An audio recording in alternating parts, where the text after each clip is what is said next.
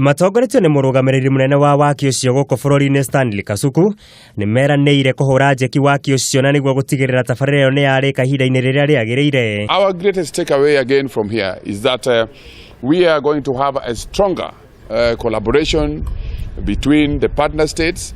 as well as a stronger collaboration and coordination with development support institutions like the United Nations Economic Commission for Africa, the African Development Bank, NEPAD agency,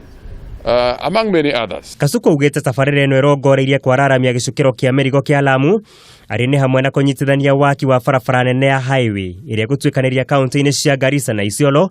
hamwe na kunyitithania bururi wa Sudan ya muhuro na bururi wa Ethiopia. We will be taking this to the PICI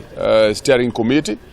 that will also feed into the African Union General Assembly, the committee that deals with such kind of regional integration projects, so that we can be able to learn from each other and progress the implementation of these kind of projects across the continent. Tabarira ino itareirwo kuhuthira muigana wa ciringi trilioni 2.5 na nginyanagia riu gicunji kia 40% kia waki ni kirikiriire. South Sudan government is committed to to Lappset corridor projects, despite of the challenges we have. We are going to continue to be actively engaged in this program as financiers as well as catalysts to bring in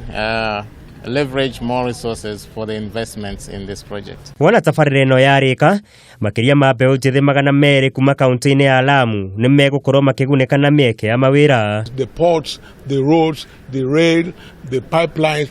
can really substantially contribute to enhancing peace in East Africa, in Central Africa and in Africa as a whole. Tabarira ino ni imwe ya tabarira iria thirikari ya Jubilee ikoretwo ikiriire muno